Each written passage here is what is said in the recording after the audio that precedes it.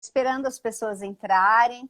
A Gláucia também tem um livro do Luto à Luta, que é um livro, né? E já tem um outro. Você quer falar um pouco dos livros enquanto as pessoas estão entrando, Gláucia? Tudo bem. Tereza, primeiro a minha alegria de estar com você. Felizmente a tecnologia faz aí alguns ajustes para a gente, mas a gente chega, né? Já um encontro aguardado, né, Tereza? E a alegria de estarmos juntas. Então, me situando, né, Gláucia Tavares, de fato carrego aí a questão da nossa marca, né, Tereza? Dos desafios de Sim. administrar as dores, né, os lutos. Temos, então, nossa primeira publicação, que é o do Luto à Luta, e a segunda, que é E a Vida Continua. Algumas pessoas querendo saber, então, existe aí também, né, a minha página para ser seguida, que é o glauciatavares.psico. E aí, no nosso encontro, né? No nosso Felizmente. encontro. Bom, eu convidei a Gláucia porque eu acho que, assim, muitas pessoas que acompanham Laços e Lutos, e mesmo aqui, né, são pessoas que passaram por uma perda que é imensa, né, que não se dimensiona. Não que alguma possa se dimensionar, porque mesmo sendo pai e mãe, sendo irmão, sendo amigo, é o seu amor. Mas hoje, especificamente, eu convidei a Gláucia para falar da perda que é de um filho, né, Gláucia? E Isso. aí eu vou pedir para você começar mesmo contando a história dessa perda, como ela aconteceu. Queria agradecer as pessoas que estão elogiando aí a gente, assim, muito feliz com esse carinho de vocês. É muito bom ver, né? Estão dizendo que nós duas somos maravilhosas, que somos inspirações, tá, Gláucia? Então eu Amém, queria que você amém. começasse contando, né, dessa perda. Tudo bem. Bom, então, situando aí, é, a minha história, ela da perda em especial, ela completou esse ano 22 anos. E eu acho curioso aí também, ao lado da história da perda, né? O mês de julho, que é um mês significativo, porque segunda-feira, dia 13 de julho, é o aniversário da Camille, da minha filha, que já não está fisicamente, mas a gente celebra, sim, esse nascimento, essa vinda, né? E essa inauguração da nossa vida. Com alguns detalhes curiosos, Tereza. Depois do falecimento dela, que eu fui ligar o Léo Concré e descobri que o meu registro profissional no Conselho de Psicologia, ele é 1307, que é a data de nascimento da minha filha, Que né? coisa, Então, Gláucia. né? E naturalmente foi muito interessante, porque a minha carreira profissional, eu me formei dia 8 de dezembro e a minha primeira filha nasceu no dia 15 de dezembro. Foi exatamente uma semana depois da graduação, né?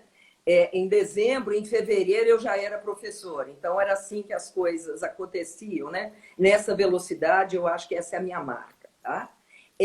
Tá. Em relação à história, então, da perda, né? No dia 21 de abril, então, de 1998, eu começo o dia e feriado, e organizando documentação para imposto de renda, época de fazer essas coisas, né? E até aquela época não se adiava a entrega de imposto de renda, né? Eu acho que há muitos anos que não se adiava, né? Esse ano, em torno da pandemia, tivemos aí essa elasticidade, né? Eu não sei se Certo. você se lembra, né? Mas a questão do adiamento da entrega de imposto de renda era algo que era muito curioso, né, Tereza? Porque era quase que compulsório. Mas depois, o primeiro ano em que marcou-se e fixou-se uma data e que ela não postergou, foi algo muito diferente, né? Foi uma espécie. E nessa época, então, também essa data. E o dia, então, era nesse sentido de organizar a documentação, quando recebemos primeira notícia da morte do Luiz Eduardo Magalhães, que teve também uma morte súbita e tal, né? E eu me condoía aí, né, com o Antônio Carlos Magalhães, não necessariamente com o político, mas com o pai, né? Mal Uhum. sabia eu que esse dia tinha muitas horas, né? E ao final do dia, então, a gente recebe o comunicado de um acidente de carro. Nesse acidente, então, eram 4 jovens. E fomos, então, para o pronto-socorro para poder saber das coisas e tal, e lá sabíamos que lá tinha, dos 4, tinha apenas uma pessoa que estava lá no pronto-socorro. E meu marido, então, ligando para a Polícia Federal, para poder rodoviária, né, para ter notícia.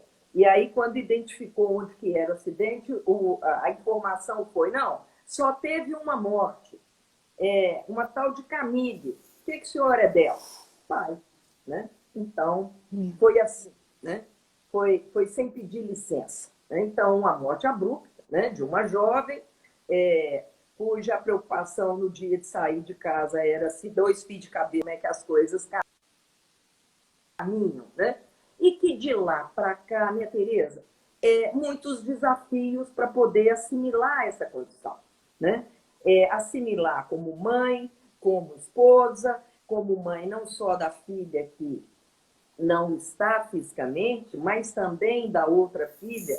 E essa sempre foi também a minha apreensão, motivo até de ter escrito um capítulo de livro sobre a questão do filho sobrevivente, que eu acho que essa é a minha grande questão também, né? Porque perder um filho não é simples, não é fácil, mas para o filho sobrevivente, que muitas vezes convive com a dor dos pais, convive muitas vezes com a comparação de que, se tivesse sido ele, talvez o estrago não fosse tão grande. E ainda, numa condição que o filho que morreu não erra mais, né? E colocar esse filho numa condição, então, de perfeito, e ao outro que está vivo de imperfeito, é algo que é muito pesado, né? Então, conseguir compatibilizar todas essas questões era um desafio. E para nós, existiram vários desafios, né? E o primeiro foi de receber a notícia dessa maneira, meu marido e eu, né? Depois de contar para a nossa outra filha, que elas não estavam juntas. E Qual aí era a idade das duas, ô Glaucia? A diferença é de 1 ano e meio. A Camille estava com 18 e a Ivana com 19,5, né? Tá.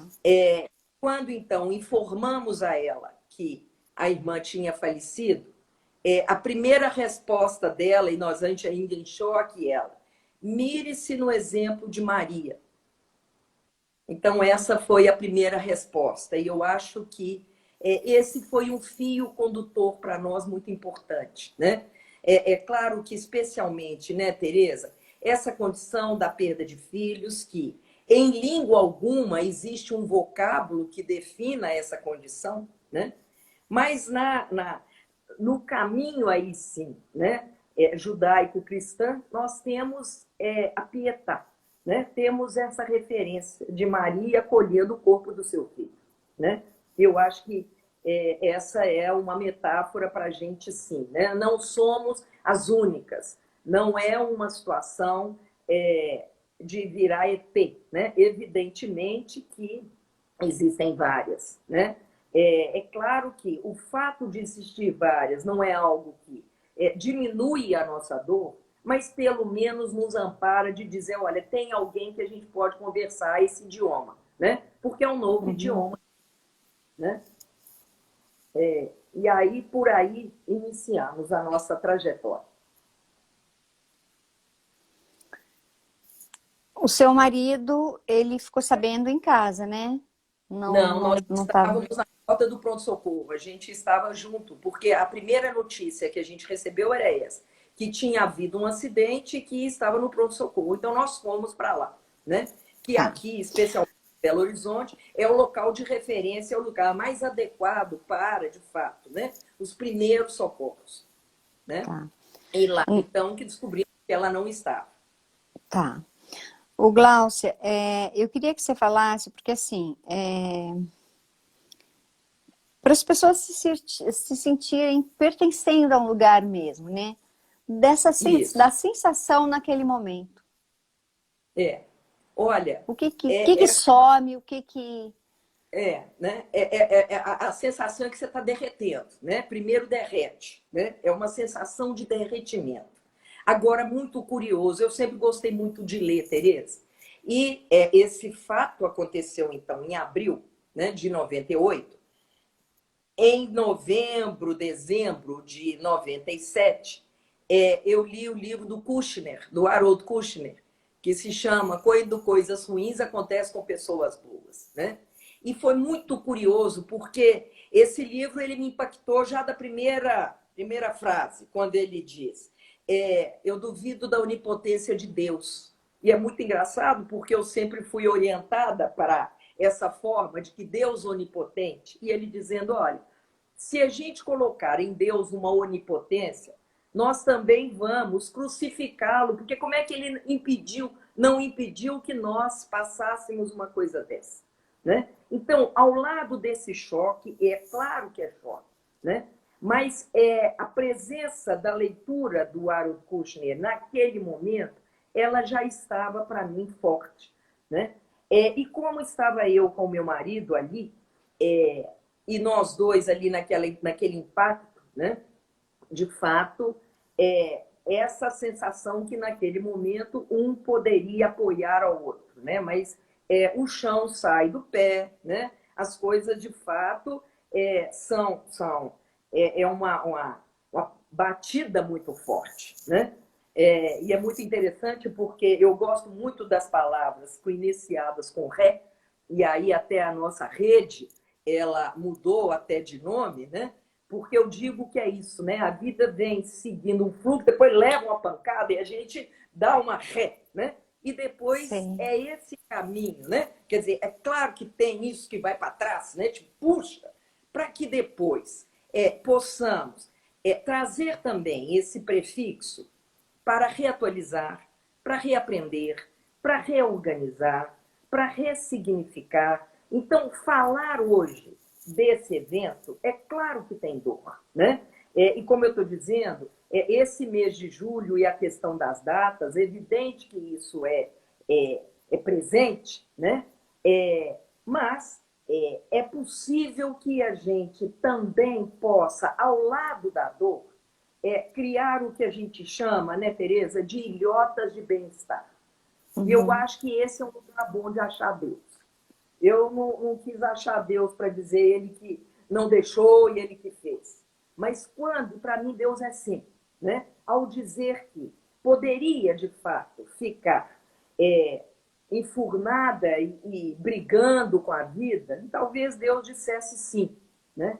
Mas se a gente também se dispõe a prosseguir, a ir além, a poder entender até que a capacidade de buscar formas até criativas de lidar com essa ausência presente e essa presença ausente, eu acho que Deus também diz sim, né?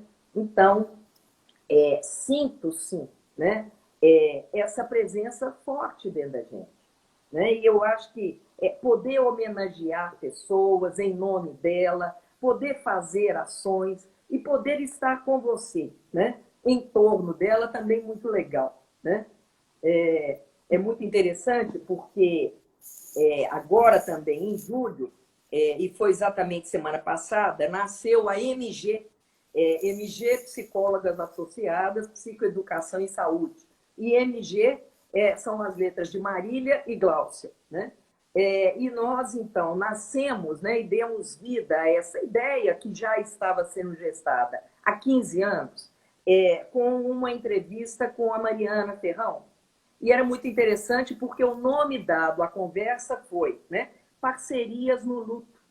E foi exatamente a partir da minha perda que eu reencontrei Marília e que a partir disso chegamos a Karina Fukimutsu, da Karina Mariana, né? Quer dizer, como que existem caminhos, e quando eu te escutei também conversando lindamente com a Graça, que é a minha querida, né? E que é uma grande parceira nossa, não só a madrinha do nosso curso de pós-graduação em cuidados paliativos, que foi uma das pessoas muito incentivadora dessa iniciativa, né? Como também a coordenadora da unidade da nossa rede AP em Itajubá. Então, Sim, sim. temos Nós aqui até essa ligação. divulgamos. Né? E a presença do professor Marco Túlio, né? E essa semana até conversando com a Graça, e ainda pediram, olha, vê se você tem aí nos seus guardados textos escritos pelo professor, porque eu tenho uma presença muito clara e muito nítida dele fazendo distinção do que é uma equipe e o que é um caminho multidisciplinar, o que é um caminho multiprofissional, e ele, então, e aprendi com ele, né? Cunhar a expressão de equipe interprofissional, né? E aí foi muito Sim. bom, né? Ela ter procurado e a gente ter homenageado, né? E lembrando disso, né, Tereza? Os nossos queridos, a despeito deles estarem invisíveis, à medida que a gente lembra e à medida que a gente cultiva uma relação amorosa, eles estão vivos em nós, né? E a capacidade de amar, de fato, Tereza, vai além da morte. E você sabe disso. Sim, com certeza, Gláucia. Eu acho que cabe dizer aqui, eu acho até importante eu já esclarecer isso aqui. Às vezes muitas pessoas me perguntam, eu até falo isso no início do livro, eu dedico o livro, né, para a Anne também. As pessoas perguntam se eu perdi um filho. Eu não perdi um filho, né? O que eu perdi foi a única sobrinha do meu marido, que era... ele só tem uma irmã, era a única filha, como eu tenho um único filho, né?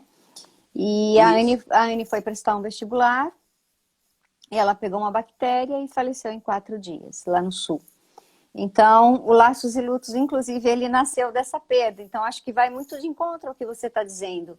Uhum. O Laços e Lutos existe justamente através da Anne. E eu entendo que é Claro. através da Anne mesmo. Então, eu tenho muito respeito a essa dor. A minha cunhada ficou muito tempo com a gente. Então, eu acho que é uma dor assim que realmente ela é indizível, né? E eu acho muito importante que você colocou essa questão do irmão que fica, né? No caso da Anne não tinha irmão. Mas para quem tem o irmão que fica, inclusive a Andrea falou aqui, né? Do filho dela, do Rafael, que ele está com depressão, eu não sei detalhes, ela só colocou isso, mas como é esse cuidado com o irmão que fica, Gláucia? Porque os pais estão destruídos. Eu acho Inclusive, eu vou até fazer um parênteses, é uma grande coincidência. Na quinta, eu sempre indico um filme. E o filme que eu estou indicando hoje, você não vai acreditar qual é. Uma Viagem Extraordinária. Uhum. Que é de Qual? um garoto que perde o Eita! irmão gêmeo. E ele conta qual foi o efeito disso como criança. Eu acho que você assistiu. O filme é belíssimo, belíssimo. Ele vai Já. relatando, né, essa ausência do irmão e como ele está se sentindo com essa ausência do irmão. Então, eu queria que você dissesse um pouco isso, no meio daquele escombro, como que é pensar no filho que fica. E essa é uma expressão que a gente aprendeu usando, que aí está a história da deusidência, né? Entendemos aí, né, Tereza? Assim como você está dizendo, olha, Você congelei. congelou. Tô vendo que eu tô paradinha aqui. O seu sinal não tá legal, Glaucia? Faço. Voltou. Eu acho que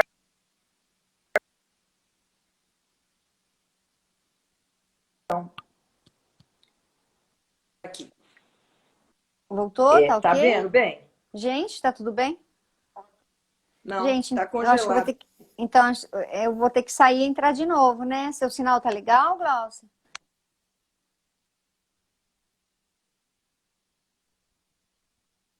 Parece que agora tá bom. Pera lá. Eu tô entrando pelo outro. Aqui nós estamos tendo muito. Também falou. Tá bem aqui? Pra você aqui, Tereza?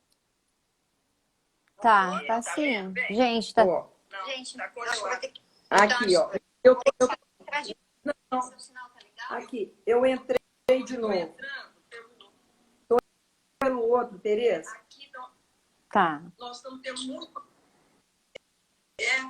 Também falou. Tá bem pra você Tá. aqui, Tereza? Pra mim tá. Pra mim tá. Pronto, como é que tá? Vamos sair? Pra mim O tá que que legal. É que daí a tá? gente perde a live, né, Glaucia? Então tá. É porque eu Tá. vou entrando pelo outro telefone. Não, tudo bem. Então, vamos lá. E aí, Vamos. eu estava dizendo, então, que a gente... a deusidência, né? E a deusidência é isso, né? Não existem ações que estão desconectadas. E, muitas vezes, a nossa capacidade, de fato, de conseguir, né? Possíveis. Então, eu e esse tema, né? De fato, a gente... a dor, e a gente escuta isso tanto, né? Não tem dor pior do que a dor da mãe. Olha, dor não é para competir. Não é para dizer que dor da mãe é maior do que a do pai, que é menos que a tia. Olha, dor é dor. E a maior dor do mundo é aquela que você está sentindo, né? Ponto. Agora, Certo, essa dor concordo. não nos dá o direito, né, Tereza, da gente ficar no umbigo. Aliás, essa expressão do umbigo eu aprendi com a Maria Helena, né, que ela fez referência aí ao Miyakoto, quando o Miyakoto diz que luto é um umbigo. Eu genial a imagem, né? E o corte do umbigo e tal. E que eu posso ficar assim, centrado no meu umbigo, e a minha dor, ela é tão avassaladora que eu simplesmente desconecto as outras relações. E isso é um perigo, né? De fato, uma mãe que tem outros filhos e que perde um filho e diz, agora minha vida acabou, ela está, ao mínimo, desconsiderando as relações que ela tem à volta e depositando tudo, né, na vida desse filho que não está presente. Então, isso é um cuidado. É claro que tem dor, óbvio, mas uma dor que a gente chama de tudo, né? E eu costumo dizer, tá, Tereza, que são 4 referências ilusórias e que a gente se impacta na vida. O tudo, porque se eu acredito que algo é tudo, vai sobrar o nada. Se eu Certo. acredito que algo é sempre, vai sobrar o nunca. Olha, estas 4 referências de uma inflexibilidade absolutamente desvitalizante. Isso, na vida, não existe isso, né? É um tanto, às vezes é um tanto demais da conta, né? Nós mineiros gostamos de falar assim, mas é um tanto, não é tudo, né? E aí, eu me lembro muito de uma citação. Eu estava dirigindo quando estava sendo uma entrevista com o Erasmo Carlos depois da morte do filho dele. E essa é uma frase do Erasmo Carlos, quando ele diz, olha, amar é a gente aprender a perder uma parte grande, mas ainda continuar presente. Esta é a nossa proposta da nossa rede de apoio a enlutados, que é aprender a perder, sim, sem se perder. Porque a gente perde muito, e eu acho que nesse momento, né, quantas perdas aí que a pandemia trouxe e tudo mais, e que, entre tantas perdas presentes, se isso representar perder a vida, perder a vitalidade, é um grande problema, né? E é o que a gente vem falando tanto aí da 4ª onda da pandemia, que são, sim, os sofrimentos mentais, que é algo preocupante. Não é tudo, né? Então, se essa família, se esses pais, se essa mãe ou se esse pai deposita no filho que morreu tudo que poderia representar a vida dele, o que ele está dizendo para as outras relações, como eu disse. Então, nós precisamos de avaliar isso, né? Situações delicadas, por exemplo, né? Celebrar o aniversário do filho sobrevivente, né? E se esse filho quer fazer isso? No caso da nossa filha, a nossa filha que faleceu, ela faleceu vindo de uma fazenda e era um churrasco. Isso foi em abril. Quando foi em julho do mesmo ano, a filha sobrevivente, a mais velha, comentou que queria viajar com os amigos. Naquele momento, falei, pelo amor de Deus, não vai, né? Por outro lado, eu não tinha o direito de impedir que ela vivesse também, né? É risco, é risco. Mas eu não poderia, de fato, impedir. É claro que tem as recomendações possíveis, né? Mas a vida não dá garantia para nós. Então, Não, não dá. oferecer condições para que os filhos sobreviventes possam, sim, né, reorganizar a vida, assim como aos pais. E essa reorganização não quer dizer, né, Tereza, deslealdade à memória do filho que não está, o doente querido. Não, né? E eu acho que essa é uma das questões interessantes. Será que, no caso específico da Camila, ela gostaria de me ver arrasada né? Eu me lembro que na época estava prestes ao meu marido fazer a defesa de doutorado dele. No momento, a ideia é desistir, quer desistir. A primeira reação é de desistir. No segundo momento, a posição dele foi exatamente essa. Eu não quero depositar nela uma situação ou uma nível, né? A gente ir além Glaucia, está cortando. da nossa Está dor, cortando. porque se tem dor,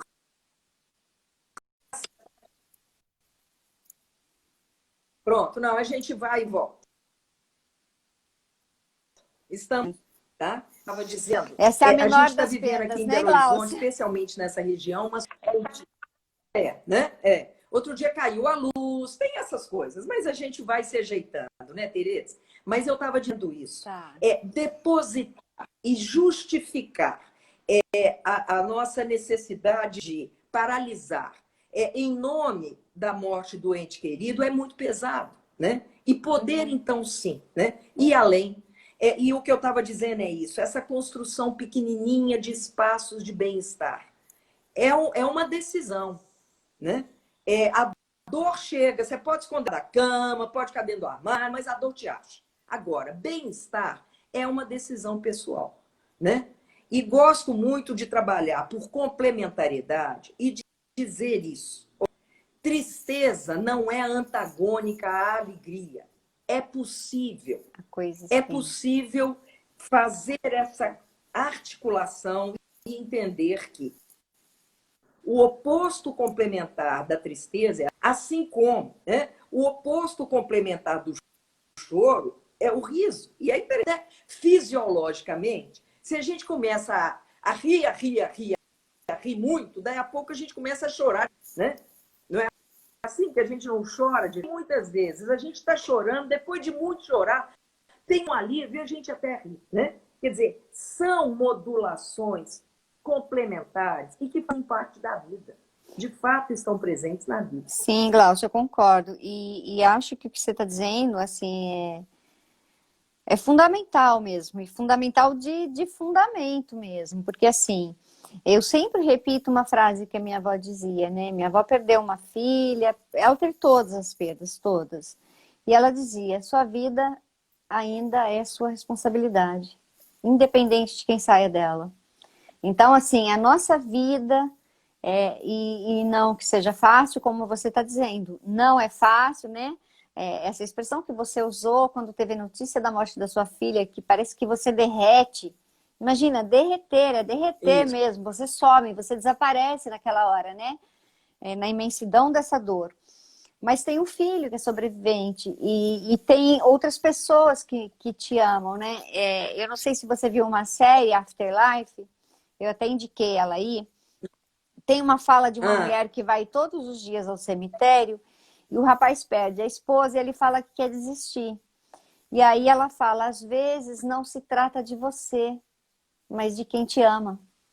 Você fica também por quem te ama, né? Você tenta articular, como você disse, a tristeza e a alegria por quem te ama. E tem muitas pessoas que te amam.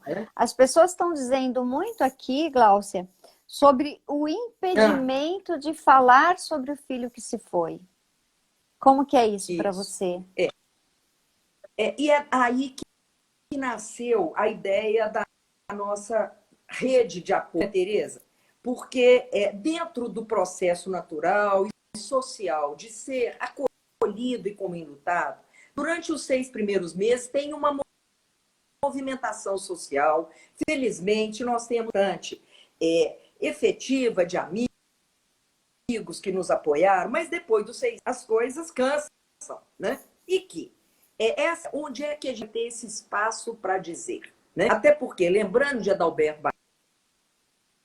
Barreto, que é um psiquiatra e que trabalha aí com a questão da terapia, ele vai dizer, aquilo que a boca cala, né, o corpo vai adoecer.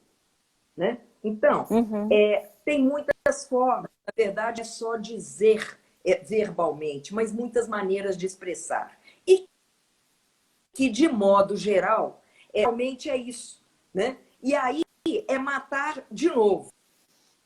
Porque você pode ir além da morte pela decisão de amar. Agora, como diz o Saramago, a gente só depois que a última pessoa quis lembrar de nós morrer. E aí, quando a gente não for mais lembrado, nós morremos. Então, poder falar do filho que morreu é algo que é necessário, até porque ele morreu para a vista. E é de novo Guimarães Rosa que diz, olha, ele encantou, porque está aqui dentro, né? E de que maneira que a gente pode, sim, né, ter essa permissão. E aí é que surgiu, sim, junto com essa ideia de dizer, olha, vamos procurar a nossa turma, né? Cadê a nossa turma? Até para que a gente, de fato, não se sinta, né? Procurar essa turma há 22 anos não foi tarefa simples, né? O Super Google não facilitava tantas coisas como agora, e, de fato, não existia no Brasil uma iniciativa de grupo que acolhia enlutados. E aí nos dispusemos, né? Além, de novo, da questão aí sim religiosa presente, porque isso era 6 meses depois da morte da Camille, era outubro e estava chegando o Natal. E esse era um outro desafio. Como é que passa Natal sem filho? Já que é uma festa que celebra assim, o nascimento do menino Jesus, né? Logo aquele cuja mãe vai ser a Pietá, né? E que pressupõe uma reunião de família. Então, a partir daí, nós realmente convocamos pessoas do nosso relacionamento para um primeiro encontro, onde a gente se dispôs a conversar. Meu marido e eu éramos o casal com menor tempo de perda, que eram 6 meses. Nesse encontro, foi uma reunião de 12 casais, e eu gosto muito de trabalhar também com esses indicadores, esses sinais, né? Os 12 meses, 12 símbolos zodiacais, né? Os 12 apóstolos, quer dizer, essa abertura espiritual que o 12 traz, né? Desses 12 casais, 5 eram da minha família, entre primos e tios. E Jesus, que coisa, né? Quando a gente reúne com o tema e conta no dedo e vê que era dessa forma, né? E a conversa foi exatamente por aí, o direito de falar do filho que faleceu. Recebemos, tempos depois, uma família que tinha tido a perda do filho, depois as filhas se casaram, nasceram os netos, e os netos não foram informados de que existia um tio espiritual, né? Essa pessoa desapareceu na vida deles. E como que isso era pesado? Nessa época, as nossas reuniões ainda eram a domicílio. Aconteciam durante os primeiros 6 meses da nossa rede de apoio, as reuniões eram da minha casa. Depois eu mesma sugeri que a gente fizesse um rodízio das reuniões, até para que convidasse também os homens, porque ainda tem muito essa conotação, né, Tereza, social, de que a dor é da mulher, né? O homem não tem dor. É verdade, Você congelou, verdade. Tereza, agora? Não. Né? Então, não, eu achei que você estava congeladinho. Tá bom. Tá. Você está tão quietinho escutando. Não, eu Tá estou prestando bem. atenção Mas mesmo. aí, tá. E nessa Você ocasião está dando umas especial era isso. congeladas, viu, Glaucio? Pois é, minha filha. É assim, eu congelo, mas depois eu derreto. Mas Eu não vamos falei que eu continuar. derreti? Então, para derreter tem que congelar, né? Então, primeiro eu congelo, depois eu derreto. Depois a gente reorganiza, né, Tereza? Mas, então, esse espaço para poder, sim, falar, contar histórias, e é incrível, as narrativas, né? Esse legado desse convívio. E é muito legal entender que, ao lado da dor, é possível também entender, Tereza, que só dói porque foi bom. E se Exatamente. foi bom, que a gente também tenha gratidão, né? Claro que uma coisa boa você não quer que acabe, óbvio, Não. né? É bom, eu quero para sempre. Olha, é sempre por um triz, ó, Beatriz, né? Então, vai acabar mesmo sendo bom, né? Agora, que a gente possa, sim, degustar, agradecer. Eu gosto muito do agradecer. Agradecer é descer a graça. Também gosto. É ter gratidão. Porque na vida, quem não tem gratidão e fica só na reclamação, fica, né? Então, óbvio, essa questão a gente vem comemorando, vem nomeando as pessoas. Em geral, as reuniões que a gente faz em dezembro. E agora eu congelei de novo. Congelei de novo. Ah lá. Parei. Vamos ver se abre. Nossa, gente. Voltou. Aí, ó. Aí, ó, congelei. Tá. A voz não tá Obrigada, legal, Glaucia. Tânia. Tânia está dizendo aqui que doar é uma iniciativa de doar amor. Tá congelando. Tá bom? Tá, né? Então, poder desdobrar. De novo? Ih, que tristeza. Vamos lá. Descongela. Não, agora, vem cá, agora piorou. Vem cá, eu fui mexer. Eu saí, eu virei a câmera. Peraí. Pronto, voltei. Deixa eu ver se voltou. Aqui, tá congeladíssimo. Eu não posso. Não, eu vou entrar aqui.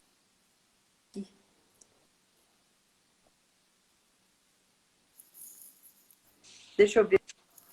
Ô, Glaucia, será que se você sair e entrar de novo não dá certo? Ó, pronto. Tô falando pelo outro. Aqui, ó.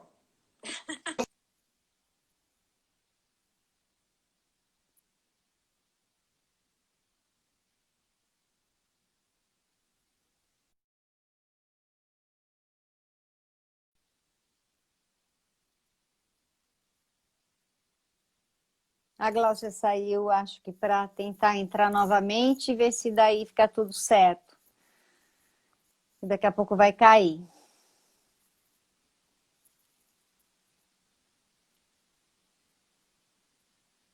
Vamos ver, gente.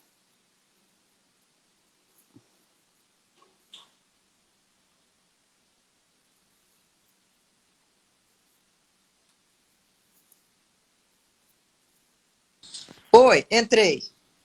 Menina, que coisa. Agora eu entrei pelo outro. Eu desativei os comentários para ver se melhora, tá, Glaucia? Não Tá. teve jeito. Ih, agora virar a câmera. Peraí, agora. Infelizmente, eu tive que desativar, gente. Eu realmente peço desculpas. Tá. Mas é para a gente ver se que falta pouco tempo, para a gente ver se aproveita bem esse tempo. Oh, que pena. Pois é. Menina, hoje foi. Ela hoje resolveu cair bem, né? Mas, Tereza, vê se você reconhece isso aqui. Amanheço nos dias que não nega sua partida, mas imagino sua chegada nas ruas da minha alma. Você conhece? Ah, claro, conheço. Tá bom. Eu escrevi A no ordem Laços foi e invertida, Lutos, né, Tereza? Mas você parte antes e leva junto o não acontecido. E eu acho que talvez porque... esse... isso eu escrevi, e esse especificamente, a ordem foi invertida, foi pensando na Anne mesmo, porque tinha um futuro planejado, né? Tinha uma faculdade, tinha a possibilidade de netos, tinha ela crescer, né, 18 anos, né, virar mulher mesmo, né, plena. Enfim, várias coisas são interrompidas quando um filho parte, independente da idade. Claro. Eu acho que não interessa se é uma perda gestacional, não interessa se é depois, mas muitas coisas são interrompidas, né, Glaucia? Claro. E para uma mãe e para um pai, eu entendo que sempre essa ordem está invertida. Nenhum pai, nenhuma mãe tem um filho, por mais que a morte esteja presente na vida, por mais que a gente tenha certeza que vai morrer, nenhum pai, nenhuma mãe imagina um filho indo embora antes. E é interessante porque eu trabalhei muitos anos com o grupo de casais grávidos. E eu fazia, as reuniões do AP, elas sempre acontecem no primeiro domingo de cada mês. E várias vezes aconteceram as reuniões. No domingo era o AP e pais que perderam filhos. Depois o grupo se abriu para outras perdas, não só de filhos, né? Mas perdas de pessoas significativas na vida, né? E na segunda-feira, com alguma regularidade, eu atendia, então, os casais grávidos. E eles lá, naquela empolgação e aguardando, né, a chegada, e eu só pensando, falei, olha, também, essa é a condição da vida. Se nasceu, vai morrer. Vai morrer. Nós não sabemos a hora, não sabemos o momento, não sabemos quanto tempo, mas essa é uma condição compulsória, né? E aí, nesse intervalo, né, de que maneira que a gente possa, assim, ter a gratidão do tempo de convívio, poder aproveitar da forma melhor possível, né? E, naturalmente, fazer tantas e mais perguntas que possam trazer reflexão. Acho que ficar na história do quê? Por que comigo? E se eu não tivesse deixado sair para o churrasco? Olha, isso é tortura. Agora, o que que eu posso fazer? O que que eu posso aprender? Com quem que eu posso contar? De que maneira que eu posso me fortalecer? Né? Onde é que eu posso, sim, pôr a minha dor, porque dói sim, né? Dói pelos planos frustrados, por a gente achar que a gente é dono. E eu estava dizendo na hora que caiu que eu faço a distinção do que é o amor e o amar. O amar é uma decisão. E a despeito de ser invisível, eu posso continuar a amar. Posso. E isso me mantém conectado. Né? Para sempre, né? Agora não. Agora acho que Para vamos ver sempre. se segura a onda aí, né? Agora vai. Né?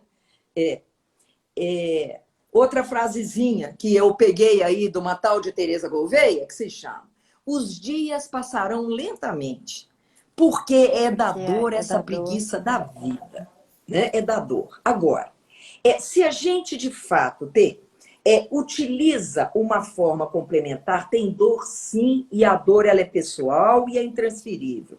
Dor é da vida, dificuldade é da vida, e não é a gente tratando a dor e a dificuldade como inimiga que nós vamos lidar. Nós não resolvemos, mas a gente dissolve. E muitas vezes isso, poder se expressar, e pode expressar verbalmente, pode expressar por música, pode expressar por pinturas, pode expressar por gestos solidários e tal. Enquanto estava ali nos comentários, né? A Tânia estava dizendo isso. Esse foi um desdobramento muito bonito do AP, que reuniram, então, mães. E a Tânia tem uma participação muito importante quando a frase do filho dela diz: até que a última pessoa a gente possa trazer essa atitude amorosa. Né? Então, foi muito interessante a iniciativa da Tânia de reunir os pais enlutados e prestar uma homenagem às mães presidiárias, que estavam passando o Dia das Mães também distanciados e impedidos de estar com seus filhos. Né? Então, são dores também invisíveis para nós que a gente não reconhece. Agora, aonde identifica que o calinho dói, a gente também pode estar aberto para ser solidário. Não é ser solitário, mas é ser solidário. Né? São os lutos não reconhecidos, que a Gabriela Isso, Caselato fala tão exato. bem, né? É verdade, é verdade. Um outro luto não reconhecido, e meu marido, como pediatra, e acompanhando, e especialmente acompanhando, sim, né, a morte de criança, e que também é um outro desafio para a sociedade, desafio para os pais, né? Ele cunhou um termo que ele chama de luto paralelo, que é o luto dos profissionais que acompanham. Porque um pediatra que a criança que ele assiste falece, ele também se enluta. Né?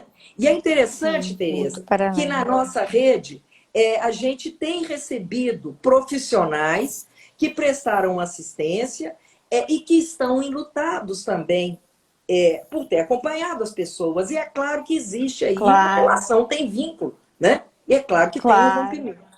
Né? E são pessoas, né? Como eu falei na live com a Claro. Fabiana, né? Fabiana é médica oncologista. A gente não pode esquecer que o médico é uma pessoa. Claro, e que ele sente claro. também as coisas, né? Que estão acontecendo quando ele perde um paciente, quando uma mãe perde um bebê. E por isso que eu até falei, não importa se é um filho crescido, se é uma perda gestacional, inclusive, né? É. Essa como eu disse aí, né? Porque é da dor essa preguiça da vida. Eu acho que até autorizar essa preguiça inicial, né, Glaucia? Porque inicialmente tem uma preguiça inicial. Inicialmente tem uma preguiça, redundei. Mas assim, inicialmente tem uma preguiça e tá certo ter. Uma certa apatia, você não querer ouvir nada, saber de nada, nada tem gosto, você não dorme, né? As noites são muito estranhas, não é isso? Chamo atenção para isso. Um excesso de medicalização. Não quero dizer que não existam prescrições, sim, mas luto não é doença, né? É natural essa situação de uma desordem até que você encaixe. Agora, na história da preguiça, é muito interessante porque tem a presunção, a pressa, o prejuízo, a preguiça, né? E a preocupação. São 5 prés que também, muitas vezes, né, Tereza, eles nos impactam de uma maneira pouco favorável. Então, se tem sim essa refreada, até porque eu não falei que deu uma ré, né? Deu aquela, e aí vai, derrete e tal. Agora, de que maneira que a gente pode cuidadosamente ir situando isso? Onde que eu posso me aparar? De que maneira, né? E muitas vezes a questão espiritual ela está presente e é tão interessante porque espiritualidade não tem a ver com religiosidade, os credos religiosos são diversos e que não tem um que seja melhor, e aí Dalai Lama que nos ensina. Qual que é a melhor religião? Aquela que te faz bem. Essa é a melhor para você. Então, segue, né? Nós temos, interessante, na nossa rede app, existem reuniões que acontecem dentro de um salão paroquial de uma igreja católica, existe reuniões que acontecem dentro de um centro espírita, e existe a possibilidade que não foi inaugurado presencialmente em função da pandemia, mas de um espaço evangélico. E eu acho que é muito bacana essa proposta de que é um culto transreligioso. Ele vai além de qualquer e que não tem uma função doutrinária, a despeito de cada um ter a sua formação e aquilo que de fato faz sentido, né? E eu concordo com você. Eu acho que ficar preso não, mas eu acho que tem um tempo que você vai ficar preso, não tem não, Glaucia, inicialmente? Pois é, agora esse tempo, ele é muito relativo. E muitas vezes as pessoas perguntam disso, né, Tereza? Quanto tempo que dura um luto? Né? Dura o tempo que você vai abrindo espaço para ir trazendo vitalidade para a sua vida. É claro que a imagem metafórica que eu utilizo, quer dizer, se eu falei até da história do derramar, existe, né, a descrição do broken heart, né, do coração partido, né? E como se você estivesse realmente convalescendo de uma cirurgia muito grande. Então, uma pessoa convalescendo de uma cirurgia muito grande é uma temeridade um fisioterapeuta convidar para poder fazer uma corrida, né? Quer dizer, os passos são devagar, é passo a passo, é de que maneira. E aí, essa forma, de novo, como eu disse que a vida é por complementariedade, né? Strobe Schutz conta para nós desse modelo dual, quer dizer, tem perda? Tem, mas tem também algo que possa ser restaurado. E aí, né, é bacana ir vendo isso. Essa restauração, mais uma vez, não quer dizer deslealdade, não quer dizer que esqueceu, não quer dizer que não possa mais falar. Agora, sair do sofrimento desmedido para uma ferida que está aberta, sangrando, mas essa ferida pode cicatrizar, sem virar sepsemia. Existem lutos complicados que viram, sim, sepsemia. Mas existem, e aquela cicatriz é uma marca. Eu tenho um amigo cirurgião plástico e ele dizendo que tem ficado muito horrorizado de jovens, cada vez mais jovens, querendo fazer cirurgia plástica, mas não querem cicatriz. Né? Só se for milagre. Né? Quer dizer, algo que cortou e que se a gente está definindo, né? Vai ter cicatriz. Agora, de que maneira que você cuida dessa cicatriz? Até porque ali é uma memória, né? É um evento. E que não é desconforto para mim poder falar da minha filha e das pessoas falarem. Muitas vezes, quem não conhece pergunta, né? Quantos filhos? E tal, e quando eu digo uma lá, outra cá, vai ficando um sem graça. E que eu tenho a graça de dizer sim, ela está presente comigo, a despeito da invisibilidade, né? Agora, Concordo. cicatrizar, ter calma para cicatrizar, né? Assim como agora a gente fica aflito quando é que termina a pandemia, como é que vai ser? Olha, vamos dizer cada passo é passo a passo, até que a abertura para poder entrar vida. E isso faz parte de um processo de assimilar isso, né? E mais uma vez, isso, aprender a perder sem se perder. Eu acho que eu trabalho com esse modelo dual também, né? E o que eu digo para as pessoas que eu atendo, às vezes faz um mês que alguém partiu, sabe, Glaucia? Uhum. E as pessoas dizem, eu tô triste. Eu falo, mas tá certo, você tá triste, faz um mês, né? E a Maria Helena usava uma metáfora que eu acho muito bonita, que o coração tá inteiro negro no luto, né? Que é a cor do luto. E à medida que o tempo passa, vai voltando a cor dele e aos poucos aquele negro vai virar um ponto. Mas aquele ponto vai existir para sempre. Você sempre Claro. vai ser um pai que perdeu uma filha, uma mãe que perdeu um filho. E aí eu brinco com as pessoas, às vezes falo assim, o que você fez hoje? Você abriu a janela? Isso já é um ponto bonito no seu coração. E às vezes as pessoas acham que o salto é grande, nem sempre ele é grande. Então eu acho que tem uma briga com o tempo às vezes, porque a gente não valoriza esse pouco que a gente está conseguindo fazer. Se você fica no início prostrado, não consegue fazer nada, você abriu a janela, o dia que você abriu a janela, eu acho que é uma vitória, eu acho mesmo. Porque a gente vai indo, como você falou, aos poucos para a vida, Claro, né? né? A perda está ali, ela tem o espaço dela, mas a gente vai dando um espaço cada vez um pouco maior para a vida, não é isso? E é poder encaixar. É um jogo de encaixe, né, Tereza? É encaixar a perda Sim. na vida.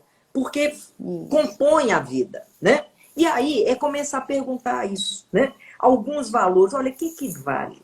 O que que é a vida de verdade? Eu acho que quando a gente está diante do impacto, que olha, ela acaba mesmo, né? E a gente é apresentado a essa condição, é o momento de a gente começar realmente a validar o que é essencial na vida, o que é supérfluo, com quantas coisas que a gente descabela, sofre, vale esse sofrimento, né?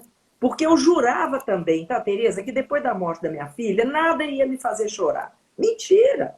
Eu chorei por outros motivos que não a morte dela. Também, também. Assim como, sim, a primeira vez que eu me percebi gargalhando, porque eu tenho uma gargalhada, sabe aquela do Ivan Lins, aquela sua gargalhada? Sei. Ele escreveu para mim, tá? Então é aquilo. E eu me lembro quando eu abracei um amigo no velório da minha filha, falei, não vou conseguir gargalhar nunca mais, tal do nunca. Nunca mais. Não, né? E quando eu me percebi, quando eu me vi gargalhando, eu fiquei olhando para ver quem é que ia me punir. Que punição é essa? Eu acho que é importante a gente vendo que essa punição e essa prisão ela é mental.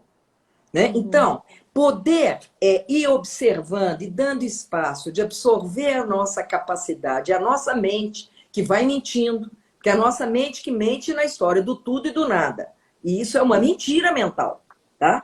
Agora, trazer isso para o nosso corpo, trazer isso para a nossa visceralidade, e quando você usa a metáfora aí, né, de abrir a janela, né, é abrir a janela do cômodo, mas é abrir a janela da alma. E entender isso, olha, de que maneira que eu posso preservar. E eu acredito, sim, que quando a gente quer a claridade, alguma luz está brotando, sabe? Certamente, Quando eu molho certamente. uma planta, eu estou conseguindo Ah, valorizar a vida. Porque eu não isso, quero que a planta morra, entendeu? claro, né? Parece bobo, mas não É é, né? isso, né? É Não, sim. eu vou molhar a planta. Que É, bom, né? Eu estou é. cuidando já de uma vida, Eu me não é? lembro de um pai que ele sofrido, perdeu o filho e tal, e o filho era o companheirão dele de fazer churrasco na casa. E ele, então, tinha 2 anos que ele não punha fogo na churrasqueira, né? E isso era, de fato, naquele momento, aquela blindagem, né? Era como se, de fato, ele tivesse ali traindo o filho. Como que o filho que morreu, ele vai usar a churrasqueira que o filho era o amigo, né? Era o parceiro. Aham. Então, essas reinvenções, né? O hobby do meu marido é mágica. E por um período eu fui à partner, depois e tal, e a Camille que passou a ser, e ela era a partner dele, né? A retomada dele nas apresentações de mágica sem a parceira, né? Era um desafio, né? Assim como ela também estava trabalhando no serviço de ultrassom dele, era ela secretária. Retornar aquele trabalho, né? Quantas marcas, por outro lado, né? Não acabou tudo. Poder realmente preservar a memória, e é tão interessante porque é uma expressão latina muitas vezes, né? Tão clichê no in memória, né? E nós criamos até, e a gente descreve no nosso segundo livro, A Vida Continua, um jogo que a gente fez, que é o in memória, né? E que foi super bacana essa montagem, né? Foi numa da. Glaucia, nós temos 2 minutos. Nós Uau, temos uau, 2 minutos. tá Eu não certo, quero que você saia sem deixar uma mensagem. Eu agradeço a presença de todo mundo, mas eu quero que você deixe uma mensagem. tá bem. Minha Foi querida, então, muito primeiro, especial ter você aqui. que bom, né? Eu te agradeço muito, né? Esse encontro que já era para ter acontecido há tanto tempo, mas esse foi o momento, né? Então, no primeiro momento, eu quero ter a minha gratidão de estar aqui, entre quedas e levantamentos, e a Wi-Fi que não está legal, mas a capacidade de persistir, né? E eu quero trazer Uhum. essa mensagem de persistência. É diferente da insistência. A insistência é o ferrinho de dentista que fica ali, que a gente persista. Que mesmo que tenha pausa, respira e vamos, né? Quem tiver interesse de ler os nossos 2 livros, o Do Luto à Luta e A Vida Continua, se quiser, então, ver a nossa página, que é glauciatavares.psico, ou a Rede App, ou o canal de YouTube da Rede App, né? Que está aí, né? E mais uma vez agradecendo aí muito, tá, Tereza? E cumprimentando pelo trabalho lindo que você faz. Que a Anne Também, seja Glaucia. celebrada aí, né? E que Com nos una também. certeza. Com certeza. Também agradeço, muita admiração pelo seu trabalho. E agradeço essas pessoas maravilhosas que ficaram aqui nos ouvindo, né? Que a gente possa ter ajudado de alguma forma, não é verdade? Tomara, tomara, é isso. Então, que fiquem todos em paz, né, Glaucia? Amém, amém, né? Na dor e no amor. E é isso aí, é isso aí. Um beijo, viu, querida? Muito obrigado. Amém. Um beijo. Muito obrigado, muito obrigado.